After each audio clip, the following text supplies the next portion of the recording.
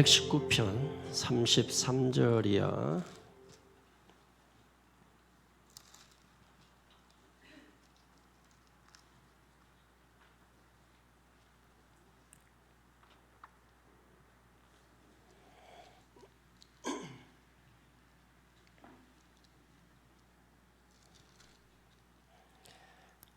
(33절이야) 40절까지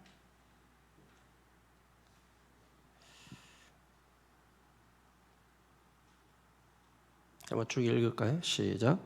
여호와여, 주의 율례들의 도를 내게 가르치소서. 내가 끝까지 지키리이다. 나로 하여금 깨닫게 하여 주소서. 내가 주의 법을 준행하며 전심으로 지키리이다. 나로 하여금 주의 계명들의 길로 행하게 하소서. 내가 이를 즐거워함이나이다. 내 마음을 주의 증거들에게 향하게 하시고 탐욕으로 향하지 말게 하소서. 내 눈을 돌이켜 허탄한 것을 보지 말게 하시고 주의 길에서 나를 살아나게 하소서. 주를 경외하게 하는 주의 말씀을 주의 종에게 세우소서. 내가 두려워하는 비방을 내게서 떠나게 하소서. 주의 규례들은 선하심이리이다. 내가 주의 법도들을 삼하여 싸우니 주의 의로 나를 살아나게 하소서. 아멘. 우리가 이 세상에는 이렇게 법이 있잖아요. 법이 있죠, 그죠? 그러면 우리가 대표적으로 볼 수 있는 게 자연 법칙, 또 육체의 법칙, 또 영혼이 있으니까 영적인 법칙, 이게 있는 거죠. 자연 법칙, 육체의 법칙, 영적인 법칙, 이 법칙이 지켜져야 돼. 이 법이. 이게 깨지거나 무너지면 박살나는 거예요. 여러분, 자연 법칙 안에 예를 들면 중력의 법칙이라는 게 있잖아. 중력의 법칙, 그죠? 이 중력의 법칙이 만약에 깨졌다, 이게 무너졌다, 그러면 어떻게 될까요? 응? 예를 들면 이런 거예요. 아주 여러분 현타 오게끔 몸무게를 오늘 쟀어. 근데 몸무게가 오늘 45kg 나왔어. 가장 이상적이에요. 45kg가 나왔는데 내일 쟀는데 150kg가 돼. 중력의 법칙이 깨지면 어떻게 되겠어요? 그러면 그 다음 날은 또 달라지고, 그 다음 날은 또 달라지고. 여러분 어디서 쌀을 키로로 샀다, 10kg짜리를 샀는데 여기서 달면은 10kg인데 저기서 달면은 200kg 나오고, 이런 것들이 중력의 법칙이 다 무너진 거잖아요. 그리고 또 하나 예를 들면은 계절의 법칙이죠. 계절의 법칙. 이 계절의 법칙이 깨지면 어떻게 될까? 망하는 거지. 예를 들면은 겨울에 폭염이 찐다. 요즘 우리가 사실 여름인데 더 더운 것뿐이잖아요. 근데 예를 들면 이거는 거꾸로야. 겨울인데 폭염이 있고 여름인데 폭설이 있고, 이러면 여러분 지구상 어떻게 되겠어요? 다 무너지고 깨지는 거죠. 그러니까 여러분이 뭘 꼭 받아야 감사하는 것보다 여러분이 한번 더 깊은 감사는 뭐냐면 이런 법칙과 질서들이 지켜짐으로 인해서 수고한 대로 먹고 살 수 있는 게 복이라는 걸 감사하셔야 돼요. 그러니까 우리는 이런 것들은 깨지든 말든 뭐예요? 그냥 뭘 내가 남보다 많이 가지면, 남보다 성공하면 그게 축복이고 그게 좋은 거라는 이 무서운 생각이 정말 우리가 감사하며 살아야 될 것들에 대하여 감사하지 못하고 살도록 미혹받는 거죠. 사탄의 미혹이 여러분 이상한 쪽으로만 생각하지 말고 그런 것들을 미혹하는 거예요. 그래서 감사하지 못하게 하는 거죠. 그러니까 이런 법칙들이 지켜지는 것에 대해서 여러분 감사하셔야 돼요.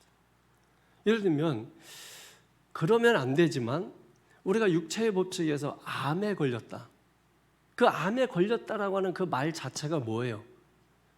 육체의 법칙이 깨졌다라는 뜻이거든요. 그 육체의 법칙이 깨졌기 때문에 암을 통해서 죽음을 가져오는 거예요. 그러니까 지금도 우리가 어찌 됐든 주님 앞에 나와서 이 시간에 여러분이 직접 집에서 나오신 거고 직장에서 오신 거잖아. 이 시간 여러분 스스로가 오셔서 예배할 수 있다라는 이 시간이 그 어떤 시간과 비교할 수 없을 만큼 가장 복된 시간. 내게서 가장 소중한 시간은 어제도 아니에요. 내일도 아니에요.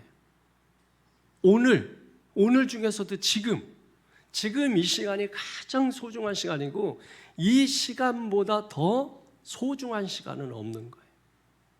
그러니까 지금 이 시간들을 우리는 너무 이렇게 집중하지 못할 때 그게 막 억울해야 되거든요.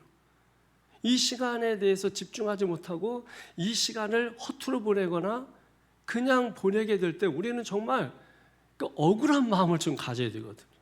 근데 우리는 지금 현재의 시간들에 대해서는 정말 허투루 보내고 그리고 앞으로 내가 뭘 해야 되는 이런 시간들에게만 기대하고서 살아가는 사람들이다.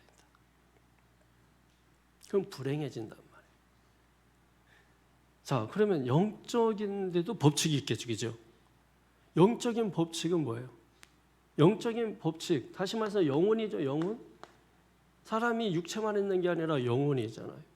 그리고 자연이 있는 거잖아요. 자연의 법칙이 있고, 그리고 육체의 법칙이 있고, 영적인데도 법칙이 있는 거 아니에요. 그 영적인 법칙은 뭐냐면 하나님의 말씀인 거예요. 그러니까 이 세상의 모든 법의 기준은 뭐예요? 하나님의 말씀인 거예요. 그러니까 성도들은 하나님의 말씀이 우리의 법칙이야. 하나님께서 우리를 말씀 안에서 살 때 행복하도록 그렇게 창조하셨단 말이에요. 말씀 밖으로 넘어가면 불행한 거예요. 죽는 거예요. 사망이에요. 그래서 아담과 하와가 하나님 말씀에 불순종함으로 말미암아 어떻게 됐습니까? 사망을 가져온 거 아니에요. 왜 전쟁이 와요? 왜 기근이 있어요? 왜 고통이 와요? 왜 질병이 와요? 아담과 하와가 뭐예요? 원죄, 즉 뭡니까? 하나님 말씀을 떠난 거예요. 하나님 말씀을 벗어난 거예요. 에덴의 동쪽으로 말씀을 벗어난 거예요. 그래서 결국은 사망이 온 거예요. 여러분, 물고기는 물 안에 살도록 창조된 겁니다. 물 밖으로 나오면 물고기는 불행해지는 거예요. 성도는 하나님 말씀 안에 살 때 행복한 거예요. 그래서 성도는 이 시간 말씀 듣는 시간이 가장 행복한 거예요. 그래서 말씀 듣는 시간을 사모하고, 그래서 말씀을 들을 때 막 기뻐하고 즐거워하고, 여러분 그게 가장 큰 성도로서의 축복이에요. 세상적으로 우리가 뭘 많이 갖고 성공하고, 여러분 그게 축복이 아니라 아무리 그래도 믿음이 없으면, 믿음의 길을 가지 않으면 아무 소용이 없는 거예요. 그래서 성도에게 가장 중요한 게 뭔지 알아요? 말씀에 대한 자세와 태도입니다. 그래서 제가 왜 예배 시간에 자세나 태도를 그렇게 강조하느냐? 우리는 보통 믿음, 저 사람 믿음 좋다 이렇게 할 때 기준이 뭐예요? 믿음이 뭐 밖으로 표시나는 거예요? 근데도 불구하고 성도들 사이에서 나오는 말이 누구 성도 믿음 좋아, 누구 믿음 좋아. 제가 볼 때는 다 빵점이에요. 제가 보는 기준하고는 전혀 다른 기준들을 가지고 얘기하기 때문에. 여러분, 믿음이 좋다는 말은 다른 게 아니에요. 말씀에 대한 자세와 태도가 좋은 사람을 믿음이 좋다고 하는 거예요. 그래서 말씀을 막 사모하고, 그러니까 예수님께서 열심히 일하는 마르다가 아니라 그 앞에 무릎 꿇은 마리아가 더 좋은 걸 선택했다. 그게 뭔지 아세요? 그 말씀의 자세와 태도가 뭐냐면 믿음인 거예요. 믿음. 그게 하나님을 대하는 태도고요. 하나님을 대하는 자세고요. 그 말씀이 하나님이시라고 성경에 말씀하잖아요. 그러니까 우리가 하나님 말씀을 우리가 듣고 그 말씀을 우리가 사모하고 하는 그 말씀에 대한 이 자세와 태도가 그 사람의 믿음이라는 것을 아셔요. 맨날 말씀 듣는데 딴짓하고 엉뚱한 거 하다가 뭐 믿음 좋다고 자기들끼리 삼삼오면서 얘기해봤자 아무 소용이 없는 거예요. 그러니까 다른 거 열심히 하고 하나님 말씀에 대한 자세 태도면 맨날 그 말씀 들을 땐 졸다가 다른 거 할 때는 막 신나서 하다가 빵점, 믿음 빵점. 여러분 그 분명히 기억하세요, 여러분. 누가 믿음 좋다 나쁘다 할 때 그 사람이 말씀에 대한 자세와 태도가 어떠하는가 보면은 그게 믿음이에요. 그게 하나님에 대한 자세예요. 근데 여러분 무슨 믿음을 얘기합니까? 그런 말 할 때 듣는 사람이 이거 뭐 어떻게 반응해야지 이거? 그럴 때 있잖아요. 예배 때도 보이지 않는데 믿음이 좋대. 아니 여러분 그게 무슨 말씀이에요? 자기식으로 하는 거예요. 자기식으로. 그러므로 우리는 말씀 안에 있을 때 가장 행복한 사람들이에요. 그러니까 말씀을 듣는 태도를 보면 아는 거죠. 목사가 제일 좋아하는 사람, 말씀 사모하면서 듣는 사람, 아멘 아멘 하면서 이런 듣는 사람. 목사가 죽을 때 가장 기억나는 사람, 맨 앞에 앉아서 말씀 들으면서 아멘 아멘 했던 성도. 그 성도가 기억에 남는 것입니다. 말씀이 중요한 거예요. 그러니까 말씀을 지키는 태도, 자세 이게 얼마나 중요하냐. 33절에 여러분 이렇게 말하죠. 시작. 여호와여 주의 율례들의 도를 내게 가르쳐서 내가 끝까지 지키리이다. 자, 말씀에 대한 태도, 자세 가장 중요한 게 뭔지 알아요? 이게 뭐예요? 예? 겸손한 마음이에요. 겸손한 마음. 여기 여러분 율례의 도를 내게 가르쳐서 주의 율례의 도를 내게 가르치소서. 여기 가르치소서라고 하는 말은 무슨 말이에요? 알기 때문에 가르쳐달라는 거예요? 아니면 모르기 때문에 가르쳐달라는 거예요? 모르기 때문에 가르쳐달라는 거죠. 여러분 우리가 이제 교만할 때 이제 교만하고 뭐 이렇게 할 때 뭔가 이제 막 안다고 생각할 때, 예? 제가 지난번에도 말씀했어요. 30대 때 설교할 때는 자기가 아는 것보다 더 많이 설교한다고. 이게 잘난 척하는 거죠. 처음에 신학교 1학년 때는 부흥사로 들어가. 2학년 때는 목사로. 3학년 때는 전도사로. 4학년 때는 평신도로 졸업한다는 말이 있어요. 가장 모를 때가 무서울 때예요. 그러니까 말씀에 대해서도 뭐냐면 내가 목사니까, 내가 박사니까, 내가 어디에서 누구를 가르치니까 이런 교만한 자세가 가장 위험한 거예요. 항상 우리는 주님 앞에 주여 나는 갈 길 모르니 가르쳐 주시옵소서, 보여주시옵소서, 알려주시옵소서. 이래야 우리가 겸손한 마음, 태도, 거기에 물이 흐르는 것이거든요. 물이 고이는 것이거든요. 거기에 은혜가 모이는 것이거든요. 은혜가 그것을 통해서 통과하게 되는 것이거든요. 마음이 높으면 이런 말씀이 거할 곳이 없어요. 마음이 겸손해야 돼. 마음이 가난해야 돼. 마음이 청결해야 돼. 거기에 주님의 은혜가 임하게 되는 것입니다. 그 심령이 가난한 자가 은혜를 많이 받는 거예요. 겸손한 자가 은혜를 많이 받는 겁니다. 여러분 교회에서 목사님 오늘 말씀 너무 감사합니다. 여러분 그렇게 말하죠. 그런데 여러분 저는 은혜를 주는 자가 아니에요. 은혜는 뭐 하나님이 주시는 자고 저는 전달자에 불과한 것이거든요. 그럼 누가 은혜를 받느냐? 마음이 겸손한 자가 받는 것입니다. 마음이 가난한 자가 받는 것입니다. 마음이 가난해야 돼요. 근데 지금 보면은 마음이 부자가 된 사람들이 너무 많아. 말씀 안 들어온다, 안 들린다. 마음이 가난하지 않아서 그런 거예요. 마음이 부자라 그래요. 그러면 하나님의 말씀이 들리지 않는 것입니다. 그러니까 마음이 겸손해 보세요. 가난해 보세요. 심령이 가난해 보세요. 그러면 하나님의 말씀이 쏙쏙 들어오게 되는 거죠.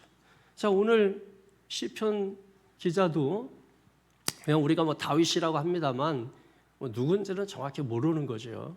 근데 이 오늘 본문만 보더라도 그 말씀에 대한 자세와 태도가 정말 많이 나와 있어요.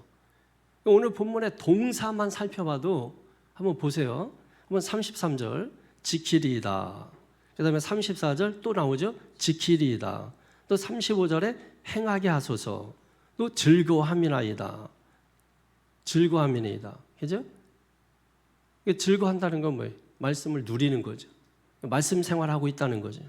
또 36절에 행하게 하시고, 그러니까 말씀으로 행하지 않으면 결국 탐욕으로 탐심으로 향하게 된다. 말씀으로 향하지 않으면 결국은 탐욕으로 향하게 된다는 거예요. 우리 마음이. 그리고 37절에 살아나게 하소서. 40절에도 살아나게 하소서. 뭘로? 말씀으로 살아나게 하소서. 그리고 38절에 세우소서. 세우소서라는 것은 일으키소서, 건축하소서. 나를 건축하소서. 나를 건축해달라는 거예요. 리모델링 해달라고 하든지 아니면 새로 그냥 새 집을 짓든지. 우리는 리모델링해서 끝날 존재가 아니야. 리모델링도 웬만하면 리모델링하지. 다 뜯어 고쳐야 돼. 다, 아주 다 싹 다. 예?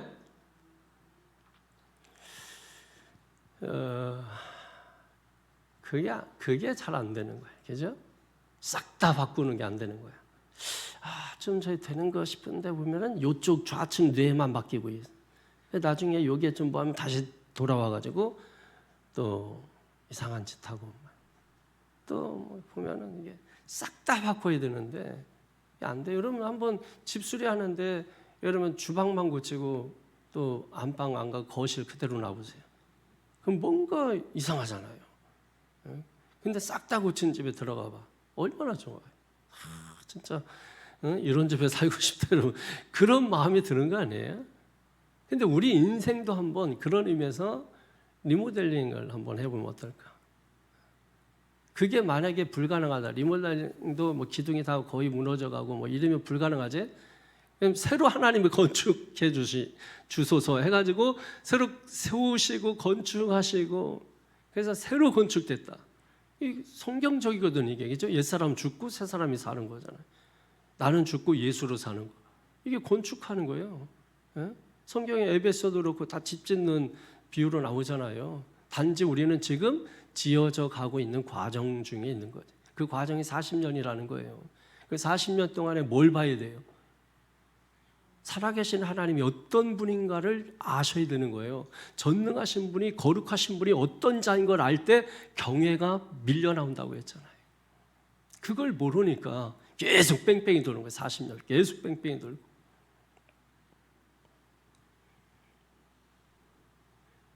근데 이제 특별히 33절과 34절에 부사가 두 개가 나오거든요. 33절에 보면 끝까지라는 말이죠. 끝까지. 그죠? 끝까지.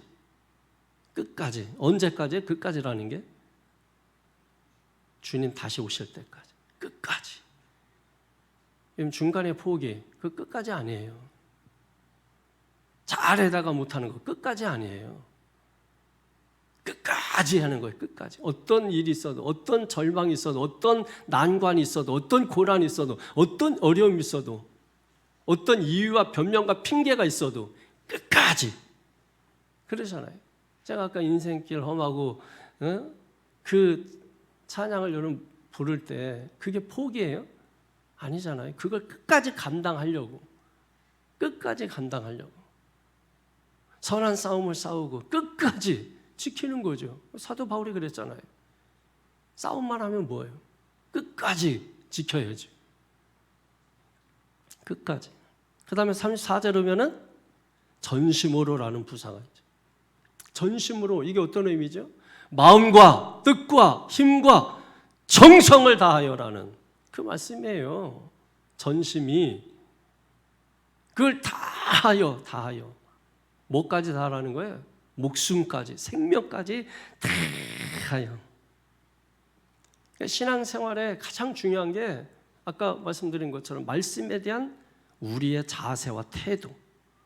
왜? 그것이 우리의 믿음이 되기 때문에 그렇다는 얘기예요.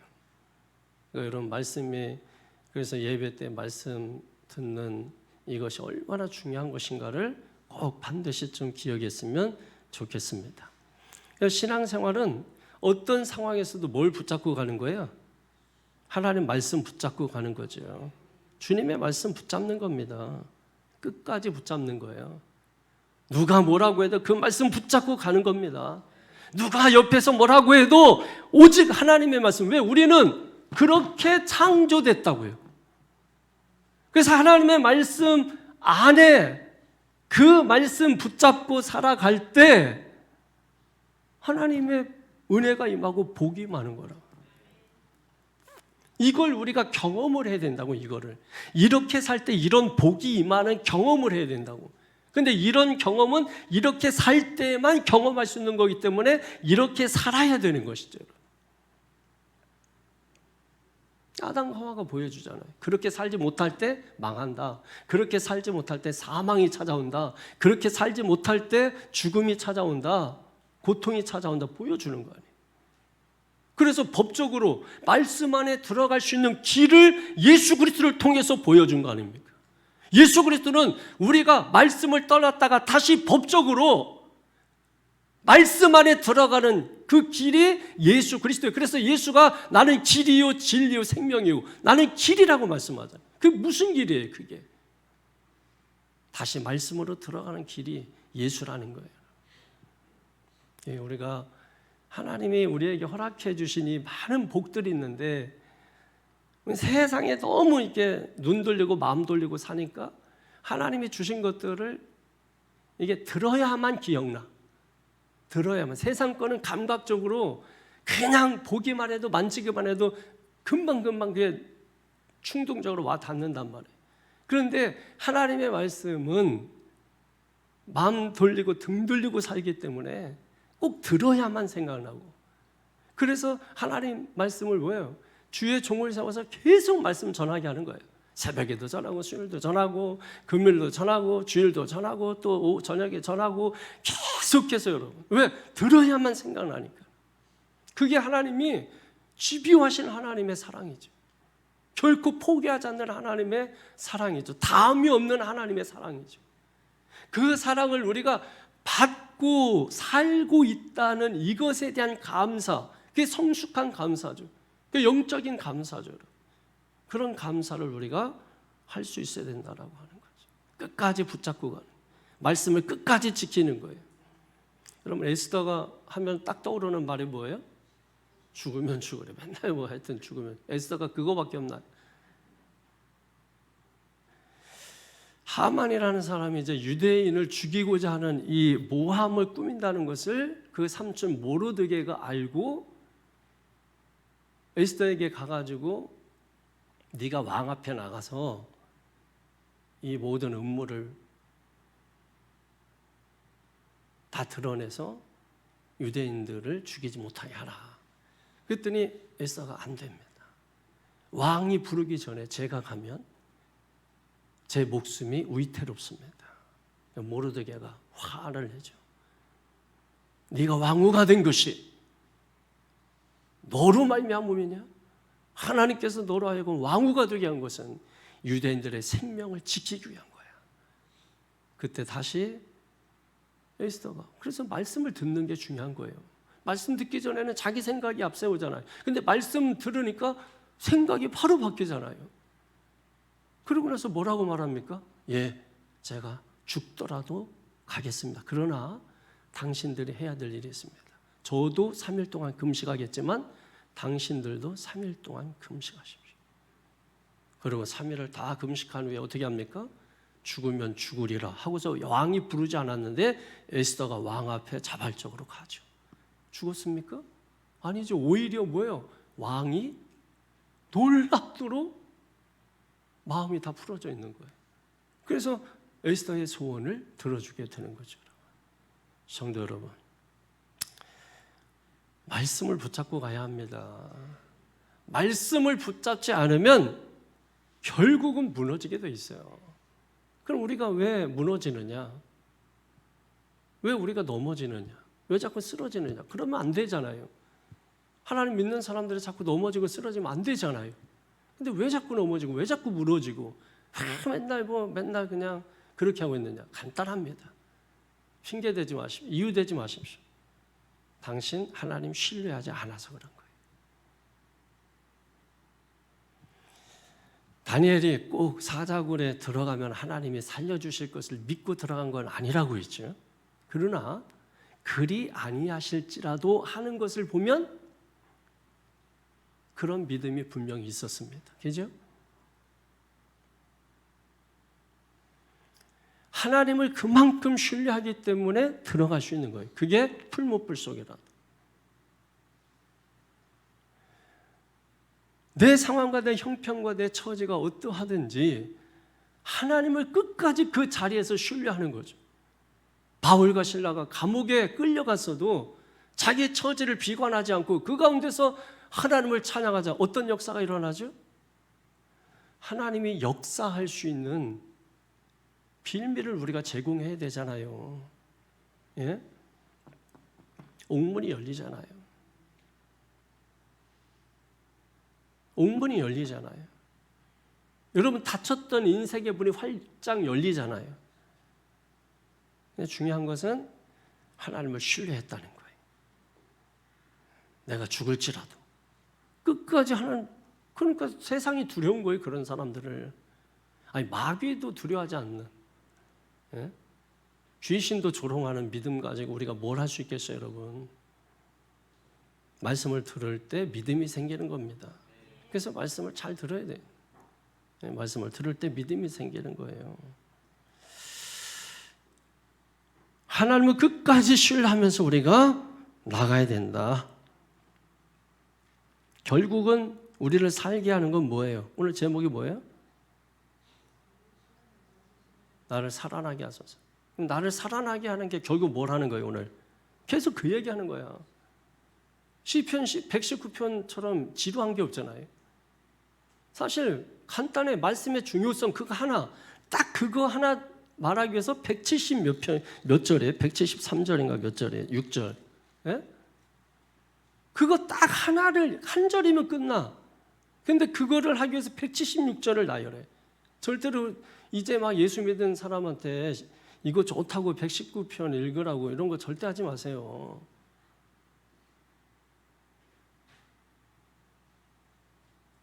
지루한 거 계속 반복해요.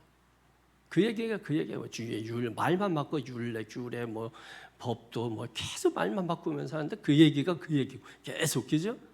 근데 그래서 어떤 분은 1절에서 176절 한 번에 설교 끝내시는 분이 있어. 그 얘기가 그 얘기니까.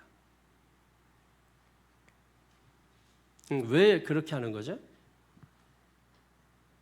왜 그 반복해요? 왜 그거를 똑같은 거를 왜? 응? 말씀의 중요성 때문에. 말씀의 중요성 때문에.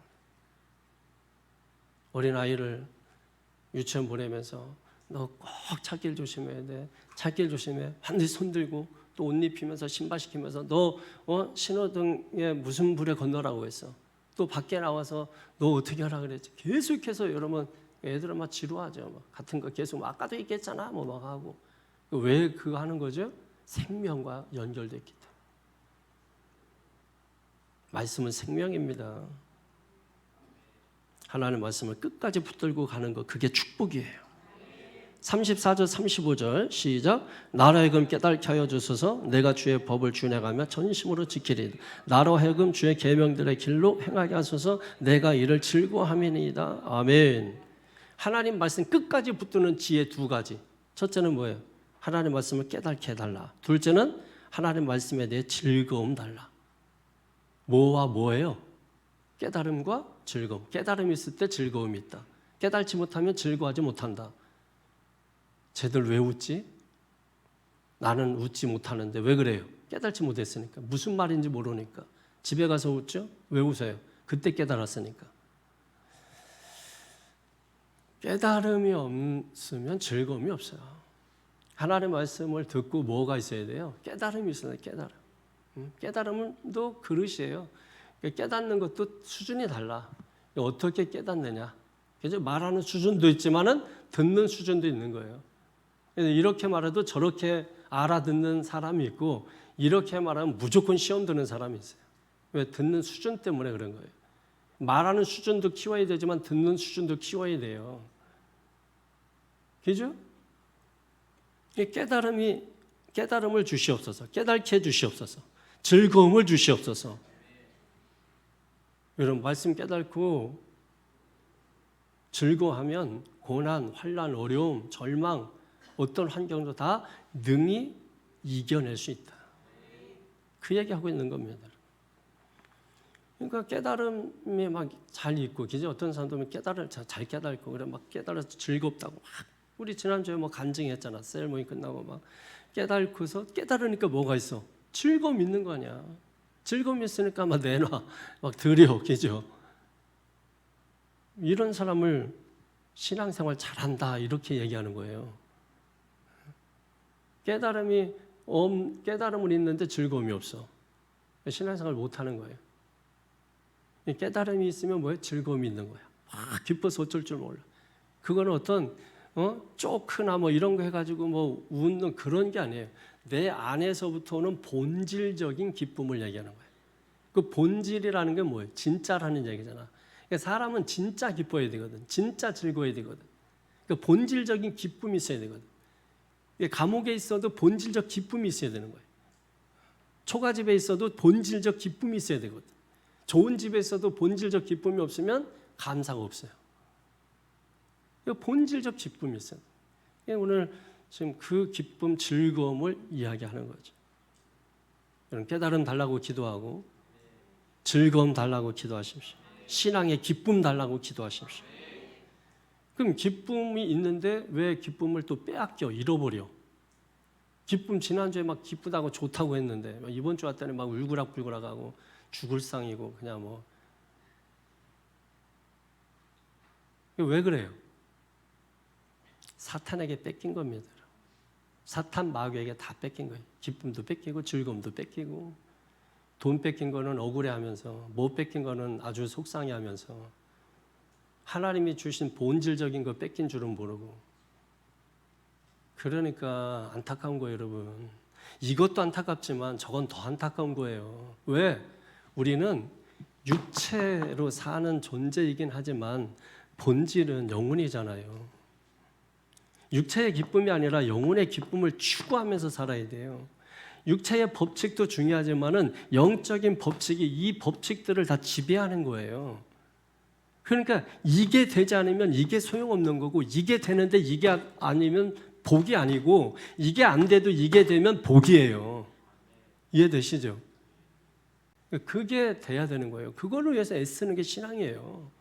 그걸 위해서 말씀 듣는 거지. 그냥 말씀 설교 뭐 여러 편 들어가면서 뭐 자기가 무슨 뭘 아는 것처럼 해봤자 제가 맨날 얘기하잖아요. 아무 소용없는 거예요, 그게. 아니 여러분 음식 뭐 이 집 저 집에서 10집 돌아다녀. 그리고 집에 오면 아무 소용없는 거예요. 그냥 김치찌개집이라도 들어가서 여러분 그거 먹고 나오는 게 장땡 아니에요? 장땡? 이게 신앙 용어입니까? 그렇잖아요. 저는 그 김치찌개의 그 아주 그 가치와 그 놀라움을 알아요. 지금도 저는 뭐 먹을래? 그러면 김치찌개 얘기 나와요. 김치찌개. 그래서 이 집 김치찌개, 저 집 김치찌개예요. 집에서도 김치찌개, 돼지고기 넣고. 왜? 제가 신학교 때 2,500원밖에 안 하는 김치찌개인데 그거 먹고 싶어서 주머니에다 이게 겉으로는 못 꺼내고 안에서 100원짜리, 500원짜리 알잖아요. 계산해보는 거야. 이거를 먹어버리면 이게 며칠을 이게 학교 갈 때 걸어가야 되고 막 계산하는 거예요. 그래서 오가며 그 집 앞을 지나노라면 계속 왔다 갔다. 진짜 뭐 얼마나 왔다 갔다. 그래서 지금도 그 습관 때문에 음식점 앞에 제대로 잘 못 들어가요. 왔다 갔다만 해. 옛날에 그게 너무 많이 해가지고. 그게 별거 아니지만은 여러분이 생각할 때는 그게 뭐 별거 아니에요. 저는 생명과도 같은 거죠. 그러니까 김치찌개, 된장찌개 2,500원 잊지를 못해요. 순두부찌개까지 포함해가지고. 지금 세 가지를 돌아가면서 먹어 저는 계속. 아마 죽을 때까지 그 세 가지만 돌아가면서 먹을 것 같아요. 그게 가격이 아니라 가치의 문제예요. 우리는 가격으로 사는 존재가 아니잖아. 예? 우리는 소유로 사는 존재가 아니잖아. 존재로서의 존재잖아. 가치를 추구하면서 사는 거잖아. 그러니까 말씀에 대한 이 가치를 우리는 인정하는 거야. 여기에 모든 가치를 부여해 버리는 거야. 그 신앙생활 잘하는 거예요. 그러니까 저는 오직 그냥 하나님 말씀에 여기에 모든 가치를 다 부여한 사람이에요. 저는 이거 없으면 다른 건 없다고 믿는 사람이에요. 이건 없는데 다른 거 있다? 저는 그거 하나도 안 부러워요. 이거 없는데 이거 있다? 부러워요. 왜? 이게 가치이기 때문에. 이거는 가격이에요. 있을 수도 있고 없을 수도 있고, 이거는 시대에 따라서, 상황에 따라서, 나라에 따라서, 문화에 따라서 올라갔다 내렸다 들쭉날쭉이야. 그러나 이것은 영원한 거예요. 변함이 없는 거예요. 여기에 여러분이 가치를 부여하지 않으면 신앙생활 맨날 해봤자 하나님이 주시는 힘으로 하는 게 아니라 자기 실력으로, 자기 힘으로 하는 거예요. 그러니까 맨날 잘하냐 못하냐 남의 평가를 받으려고 하는 것이고,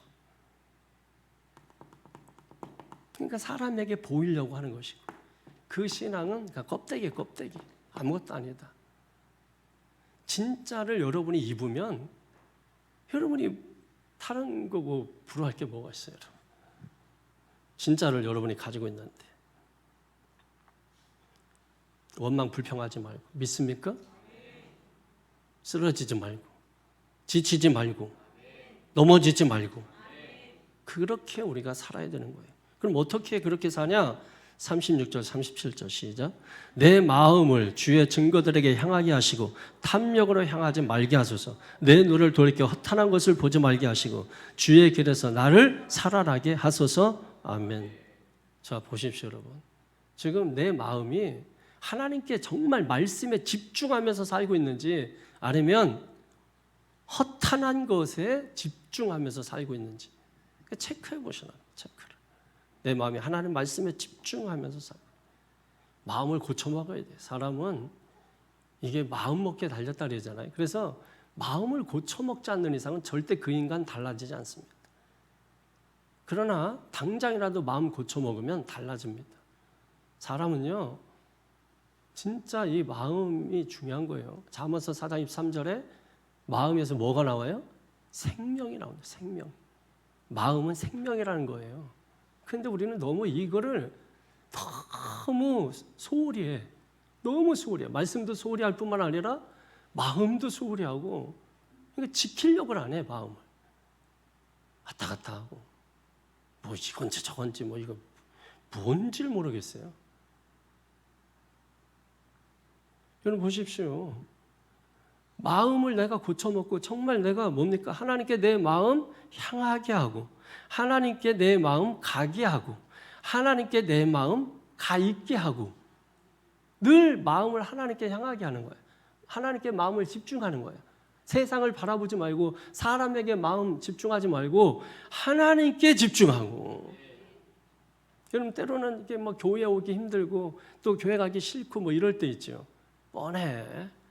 자, 여러분 제가 이게 실체를 드러내면 아프지. 숨고 싶고 숨으면 망하는 거예요. 하나님 부르시잖아. 아담아 어디 있느냐? 아담아, 사람아야 사람아, 여러분 부르시는 거예요. 숨으면 망하는 거지. 그때 회개해봐. 회개가 뭔지 알아요, 여러분? 회개는 말씀으로 살지 못한 나를 하나님 말씀으로 산 것처럼 여겨주는 게 회개야.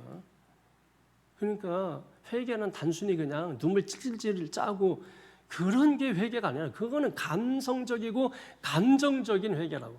그거는 일시적. 회개의 본질은 거기에 있는 게 아니에요. 그래서 여러분 성경에 보면 베드로도 그렇고 회개하고 달라지잖아. 완전히 회개한 사람은 달라져. 다윗도 마찬가지잖아요. 승승장구하다가 그래서 지 잘나서 뭐 된 줄 알고 까불다가 완전히 무너지잖아요.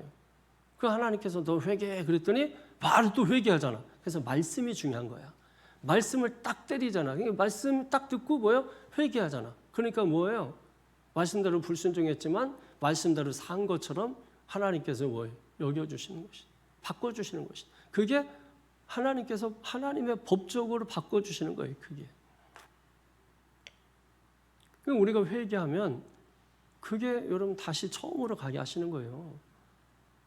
그러니까 예수 믿는 사람은 특권 중에 특권을 누리는 거죠, 여러분. 특권을 누리는 특권. 예?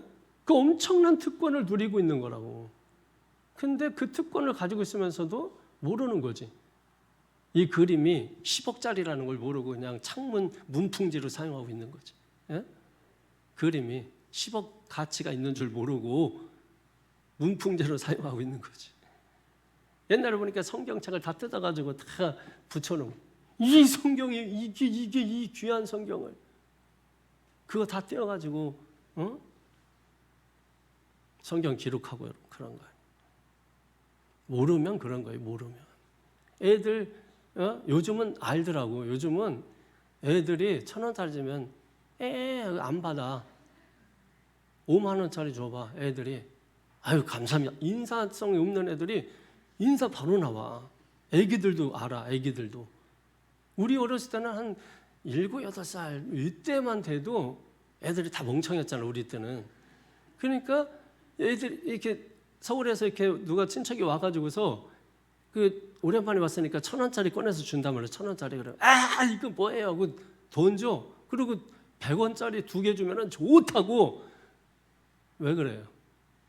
가치를 몰라. 돈의 가치를.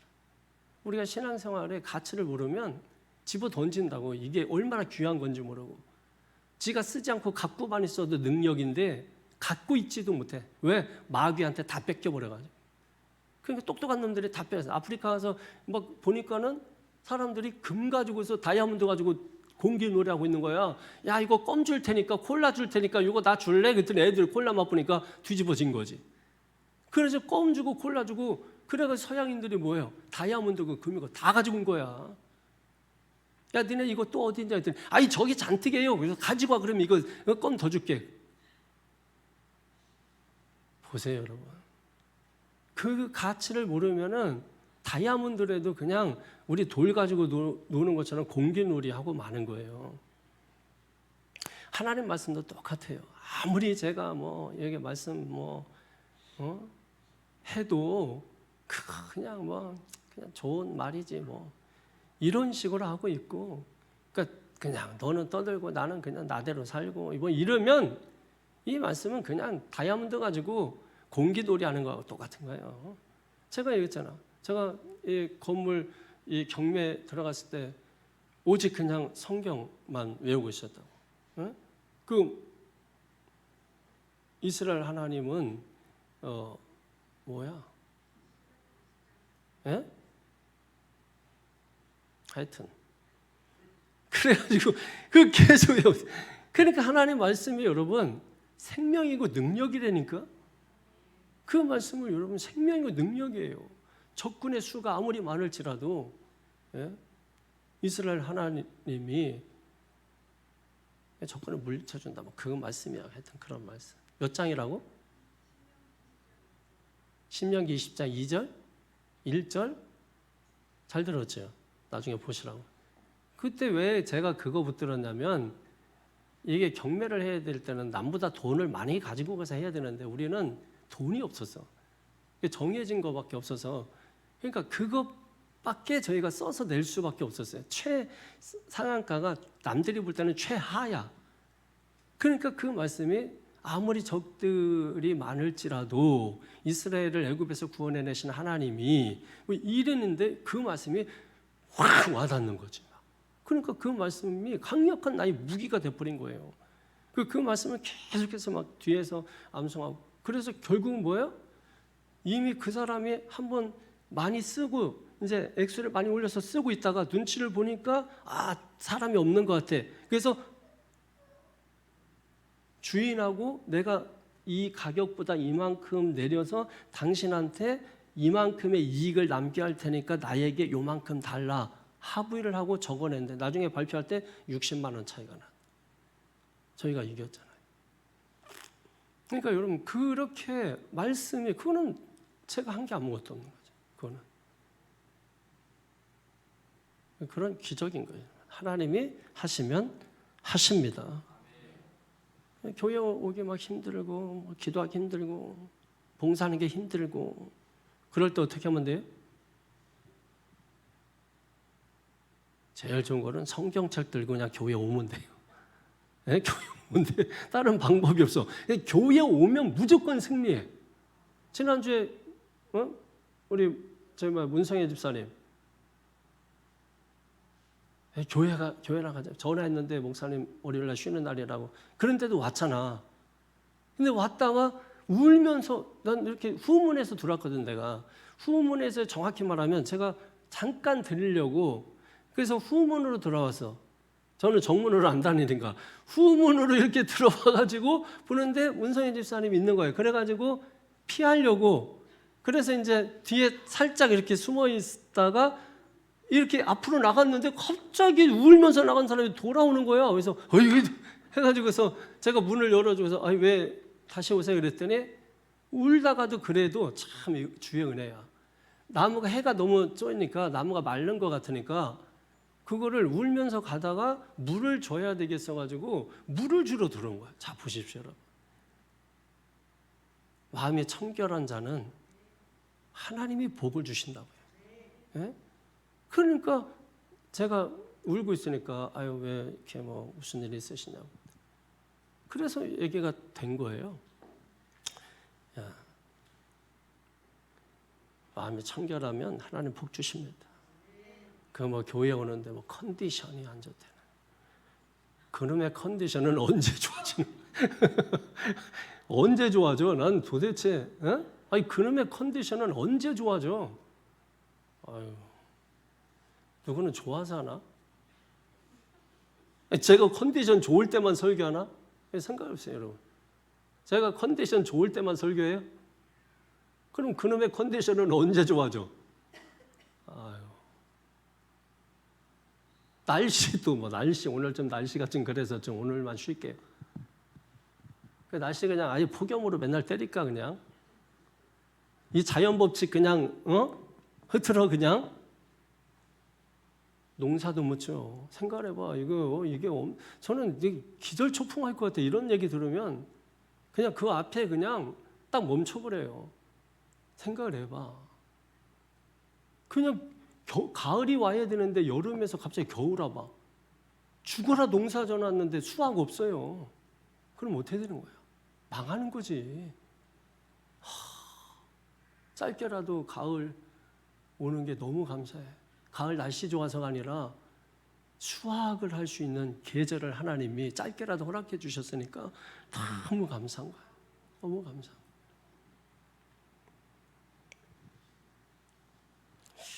일단 교회 가면요 응답됩니다.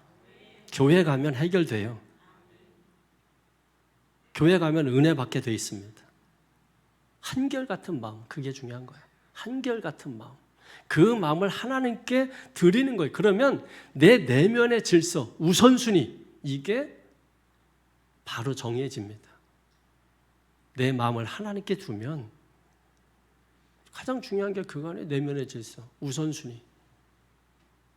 그게 바로 되면 성경에 뭐라 해도 마태복음 6장 33절에 이 모든 것을 너희에게 토하여 주시리라. 이건 덤으로 받는 축복인 거죠. 오늘 시인은 이렇게 기도하네요. 내 마음의 탐욕, 허탄한 마음을 물리쳐 주시옵소서. 말씀대로 살다가 넘어지는 경우 결국은 탐욕, 허탄한 마음 이것 때문이라는 거죠. 그러니까 여러분 우리가 말씀을 놓고요. 이게 우리가 예를 들면은 이게 하나님의 말씀을 잡으려고 하면서 우리의 마음속에 탐욕이나 허탄한 마음 이런 것들을 놓고 하나님 말씀을 잡으면 그 신앙이 이상해집니다. 자, 다시 한번 말씀드릴게요. 여러분 하나님의 말씀을 우리가 잡을 때 우리의 마음속에 만약에 탐욕이 있어. 우리의 마음속에 허탄한 마음이 있어. 그런 상태에서 말씀을 잡으면 그 신앙이 이상해진다. 예를 들면 하나님 쪽으로 가지 않고 자기 쪽으로 와요. 그래서 어떤 신앙이 돼? 주시옵소서 신앙이 되는 거예요. 그래서 채워주시고 막 이거 되게 해주시고 저 부자 되게 해주시고 막 이렇게 가버려요. 여러분. 그래서 이 탐욕과 탐심을 비우고 우리가 그 말씀을 붙잡는 게 필요한 거죠. 그죠? 예, 그래서 말씀을 정말 붙잡으면 말씀에 그래서 붙잡히면 그건 내가 하는 게 아니죠. 그때부터 누가 하신다? 주님이 하신다. 주님이 하신다. 할렐루야. 38절 보십시오. 시작. 주를 경외하게 하는 주의 말씀을 주의 종에게 세우소서. 아멘. 여러분, 우리 믿음의 성도들에게 축복은 잘 되는 게 축복이 아니에요. 잘 되는 것도 축복이지. 제가 이렇게 말하면 듣는 수준이 있어야 된다고. 예? 잘 되는 것도 축복이고 부자 되는 것도 축복이고 자녀들이 형통한 것도 다 축복이에요. 그걸 부정하는 게 아니에요. 근데 정말 축복이 뭐냐는 거예요. 본질적 축복이 뭐냐는 거예요, 여러분. 하나님의 은혜 받는 게 축복입니다. 그래서 우리 그러잖아요. 은혜 받으면 다 된다. 은혜 아니면 찬양하잖아, 맨날. 은혜 아니면 하면 뭐 하냐고. 그 뜻이 뭐예요? 은혜가 다다는 거예요. 은혜가 누구예요? 예수 그리스도잖아요. 그러니까 은혜 받는 게 축복이에요. 다른 거 다 있는데 은혜가 없다. 축복이 아니에요. 에? 정확히 얘기하세요, 여러분. 축복이에요, 아니에요? 아니죠. 이것도 이건 뭔 말인지 모르고 막 깁니다. 뭐 이러면 또 골치 아파집니다, 여러분. 자, 그러면 이거 있는데 이게 없어. 축복이에요? 축복 아니에요? 자신이 없어. 에? 이게 없고 이게 있으면 축복이에요, 아니에요? 축복이죠. 자신을 가지려니까. 이게 배짱이라니까. 믿음의 배짱. 우리는 이거 없으면 죽어. 이거 없으면 아무것도 없어, 우리는. 그렇잖아요. 저 어디 가서 이거 하나로 사는 거예요. 믿음의 이 배짱, 이거. 나는 없어. 그러나 주님은 있어요. 그러면 되지. 우리 아버지 부자야. 그러면 든든하죠, 여러분. 우리 아버지 가난해. 안 든든해. 하나님은 모든 걸 다 가지고 계시잖아. 그러니까 단지 내가 없을 뿐이고 없는 게 아니라 좀 부족할 뿐이야. 있긴 있잖아, 그죠? 얼마가 됐든 그게. 담대하세요. 하나님을 신뢰하세요. 그게 능력인 줄로 믿습니다. 그래서 우리가 단단해야 되는 게 뭐냐면 신앙 고백이야. 신앙 고백. 이게 단단해야 돼. 신앙 고백이. 베드로 마태복음 16장에 너희는 나를 누구라 하느냐 그랬잖아요. 그러니까 베드로가 말해 주는 그리스도시요 살아계신 하나님의 아들이시니다. 그때 베드로에게 뭐가 바뀌었어요? 이름이 바뀌잖아. 시몬에서 뭐로? 게바, 반석. 그게 뭐예요? 반석이. 사람 이름이? 뭘 얘기하는 거예요? 신앙 고백이에요. 신앙 고백. 신앙 고백을 얘기하는 거야. 그 신앙 고백 위에 뭘 세운다고? 교회를 세운다고. 신앙 고백 위에. 그래서 여러분 우리의 신앙과 믿음을 반석 위에 세워야 된다고. 반석. 그래서 단단해져야 돼. 신앙 고백이 단단해야 돼. 주는 그리스도시요 살아계신 하나님의 아들이십니다. 이 신앙 고백이 단단해지면 세상이 우리 못 이겨요. 세상이 감당 못해요. 그러면 간단하잖아. 자주 넘어지는 사람들 왜 넘어지느냐? 신앙 고백이 없어요. 아니면 신앙 고백이 약해요. 단단하지가 않아요. 그래서 넘어지는 거예요. 아무리 힘들고 어려워도 주는 그리스도시요 살아계신 하나님의 아들이십니다. 이 믿음이 있으면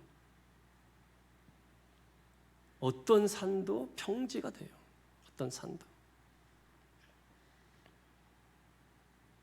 중요한 건 우리가 그 믿음이 없어서 그런 건데 그래서 우리가 하나님 앞에 겸손하게 그 믿음 주시옵소서. 있는 척 하지 말고 제발 믿음 있는 척 하지 말고 그거는 주님 앞에 올바른 태도가 아니에요. 저도 여러분 말씀 전하니까 말씀 전달자로서 전하니까 그렇지 저도 개인적으로 엎드리면 늘 하는 기도가 하나님 믿음 주시옵소서. 두려워하지 않게 하시옵소서. 계속 그 기도하는 거죠. 겸손해야 돼요. 자기는 믿음이 있는 것처럼. 그렇게 하면 아무것도 안 해요. 자, 39절 시작. 내가 두려워하는 비방을 내게서 떠나게 하소서. 주의 규례들은 선하심이니이다. 아멘. 사람을 의식하지 않고 오직 하나님의 은혜 받는 것에 집중하셔야 돼요. 사람 의식하고 사람 바라보면 무너져요. 실패합니다. 오직 하나님만 바라봐야 돼. 근데 여기에 보면 두려워하는 비방을 내게서 떠나게 하소서 그랬잖아요. 그 뭐예요? 뭔가 자기 안에 두려워하는 비방이 있다는 거야. 그럼 두려워하는 비방이 뭐지? 네? 두려워하는 비방이 뭐야? 뭐가 두려워하는 비방이에요? 네? 뭐길래 떠나게 해달라는 거야? 자, 두 가지로 바라보시죠. 하나는 뭐냐면 내가 장로인데, 내가 목사인데 다른 사람들이 나에게 비난하고 비방하고 하는 것에 대한 두려움이 있다는 거야. 내가 장로인데 이게 이 일에 대해서 저 사람들이 이걸 보고 나에 대해서 이렇게 평가 못하지 하는 그 두려움이 있다는 거야. 자, 또 하나는 반대편에서는 내가 자꾸 사람에게 인정받으려고 하는 거야. 사람에게 칭찬 들으려고 하는 거야. 그러다 보니까 뭐예요? 그게 늘 내 마음 가운데 두려움으로 자리 잡고 있는 거야. 그래서 저 사람이 나를 잘못 보면 어떡하지? 저 사람이 나를 오해하면 어떡하지? 내가 한 일에 대해서 인정 안 해주면 어떡하지? 하는. 그러니까 결국 그 마음이 하나님을 향해 있는 게 아니라 뭐예요? 사람을 향해 있는 거야. 그래서 무너진다는 거예요. 그러니까 우리는 이 두 가지를 다 경계해야 돼요. 그러니까 오늘 이 시인은 정말 깊은 거 아니에요? 어떻게 이걸 알고 이것이 내게서 떠나가게 해달라 이렇게 기도할 수 있습니까?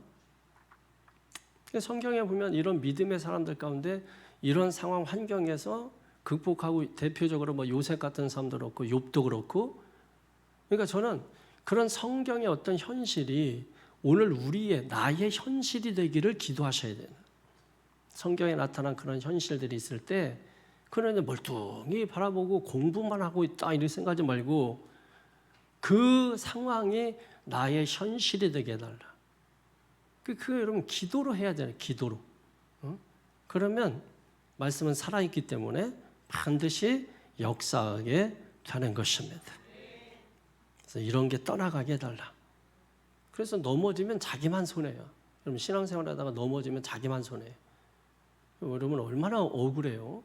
지나온 신앙생활 했던 것이 너무나 억울하지 않을까? 공든탑이 무너져 버리면 그 얼마나 속상할까 그게. 마지막 40절 시작. 내가 주의 법도들을 사모하여 싸우니 주의 의로 나를 살아나게 하소서. 나를 살아나게 하신 분 뭐라는 거예요? 주의 의. 다시 말해서 주의 말씀이라는 거예요. 주의 말씀이 나를 살아나게 한다. 그러니까 너무 사람을 지나치게 의식하지 마라. 또 보이려고 하는 신앙을 너무 이렇게 보이지 않으려고 하는 것도 나는 사람을 의식하지 않아 이러면서 막 이것도 문제지만은 지나치게 뭐든지 지나치면 문제다. 너무 지나치게 사람을 의식하지 말라는 거예요. 사람에게 인정받으려고 하지도 말고 사람 때문에 넘어지면 자기만 넘어지는 게 아니에요. 나와 연결된 사람들이 다 넘어져. 예? 반석의 신앙에 서지 못하면 고백이 든든하지 못하면 예를 들면 셀 리더가 넘어졌다. 그러면 셀원들이 다 넘어지는 거예요. 그리고 자기하고 뿌리가 단 사람들. 그래서 이게 인간적으로 친해지면 이게 위험한 게 바로 그런 거예요. 그 사람 시험 들면 그 뿌리들이 다 다쳐요. 여러분 잘 모르시잖아. 다 할 줄 아는 것처럼 그냥 다 그렇게 생각하시잖아. 내가 넘어지면 자, 이러면 교회에서 제가 넘어졌다. 담임 목사가 뭔 이유로든 넘어졌다. 그러면 담임 목사하고 깊이 뿌리가 연결된 사람들 다 넘어집니다. 여러분도 마찬가지예요. 부모님 무너지면 자식 연결돼 있잖아요. 무너지는 거예요. 권사님 무너지면 집사님도 무너지는 거고. 그러니까 우리는 어떻게든지 뭘 해야 되는 거예요? 자식을 위해서 서야 되는 거야. 서는 걸 해야 되는 거예요. 교회를 위해서 내가 서는 걸 해야 된다고. 셀원들을 위해서 내가 서야 된다고. 셀 리더가 다 무너지고 맨날 시험 들고 있어. 그러면 여러분 셀 원들도 전부 무너지는 거 시험 들고. 도미노처럼 그냥 다 넘어져 버리면 그건 좋겠어요 여러분? 오직 하나님 바라보고 말씀 붙들고 나가자. 어떻게? 끝까지. 어떻게? 전심으로. 탐욕의 마음 물리치면서. 그죠? 그게 있으면 우선순위가 결정이 안 돼. 내면의 질서가 깨져버려. 그래서 탐욕을 물리치는 거야. 정결하고 깨끗한 마음. 예? 복이 많은 거지 거기에. 이렇게 해서 여러분 하나님의 말씀을 통해서 우리에게 하나님 말씀하시는 거야. 말씀 통해서 말씀하시는 거야. 예, 오늘도 이 말씀 여러분 통해서 여러분 심령이 일어나고 한번 따라서 한번 해볼까요? 주여, 나를 세우소서, 나를 건축하소서, 나를 일으키소서. 그게 말씀이라면 여러분이 서고자 하는 거예요. 서고자 하면 주님이 세워주십니다. 그죠? 그래서 뭐예요? 마음을 고쳐먹으라. 에이, 무너져야지. 이왕이 무너지니까 다 무너져야지. 이왕이 망한 거 그냥 다. 그 마음을 고쳐먹으라고. 다 망했지만 주님이 나를 세우실 줄로 믿습니다. 주님이 나를 일으키실 줄로 믿습니다. 믿습니까? 이게 말씀이고 이 말씀에 버겁고 힘들지만 믿음으로 순종하는 자에게 하나님께서 하늘의 문을 활짝 열어주시고 시원한 생수를 부어주시는 것이고 홍해를 가르신 분이 그거 하나 못하겠어요. 생각해 보시죠. 아니 반석에서 물을 내신 분이 그거 못하겠어요. 아니 40년 동안 줄이지도 않고 굶기지도 않고 목말라 죽게도 아니한 하나님이 그거 못하겠어요? 오병의 기적 일으키신 예수님이 그거 못하겠어요? 여러분 문제가 그렇게 더 대단해요? 중요한 건 하나님에 대한 신뢰가 부족하다는 거. 그걸 볼 수 있어야 돼요. 하나님께 대한 믿음이 부족하다는 거. 내 신앙의 고백이 단단하지 않고 물렁물렁하다는 거. 누가 뭐라고 해도 칼이 들어와도 나는 공산당이 싫어요. 할 수 있는 그 단단함이 나라를 지키는 겁니다. 에? 기도하십시다. 걸어가시나 보자 하나님. 이 시간 말씀 통해 깨닫게 하여 주시옵소서. 말씀에 대한 자세 태도가 우리의 믿음이라 했습니다. 우리의 믿음 무엇으로 말할 수 있고 무엇으로 보여줄 수 있습니까? 하나님 말씀에 대해서 다시 끝까지 그 말씀 붙잡게 하시고 전심으로 그 말씀 의지하게 하여 주시옵소서. 그래서 다시 일어나게 하시고 다시 세워지게 하시고 다시 건축되게 하시고 딱 무너뜨리고 다시 세울 때 더 큰 복이 우리 가운데 임하게 되는 것입니다. 하나님께서 나를 무너뜨리시면 나를 세우기 위함이고 나를 약하게 하신 것은 나를 강하게 하기 위함인 것이고 그 하나님의 섭리, 하나님의 역사 그걸 우리가 바라보게 하여 주시옵소서. 여러분 이 시간에 우리 1분 동안만 합심해서 말씀 붙잡고 통성으로 우리 결심하고 결단하고 결행할 수 있도록 하나님 힘 주시옵소서. 말씀에 힘을 주시옵소서. 우리 간절하게 주여 한번 외치고 기도하겠습니다.